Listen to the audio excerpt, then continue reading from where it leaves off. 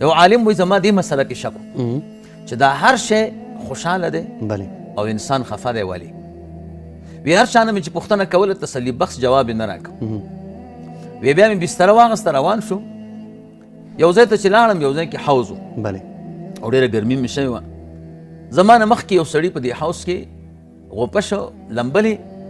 سر چې راپورته کړ نو غاږ یې وکړو چې وجدتو پیدا مې کو بیا چې غوپه ووهله بیا سر راپورته کوي وجدتو پیدا مې کړ بیا چې غوپه ووهله سر یې راپورته کوي وجدتو پیدا مې کړ ما ورته کوم شی دې پیدا کړ راته وی په دې مسله کې مې فکرمند وم چې هر شی خوشحاله دی انسان خفه دی نن مې په دې اوبو کې پیدا کړ وی څنګه دې پیدا کړ ما وی چې انسان ځکه خفه دی چې د خپل مقصد پرېښی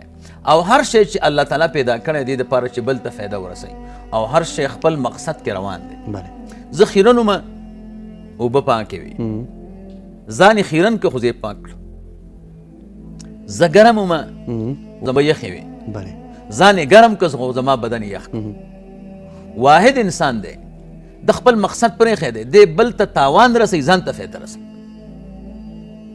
د هر شي مقصد دا دی چې بل ته نفع ورسوي او هر شی په خپله وظیفه صحیح روان دی خو واحد انسان دی د دا خپل مقصد پرېښو دی بل ته فایده نه رسوي یعنې که دکاندار دکانداري کوي مقصد یې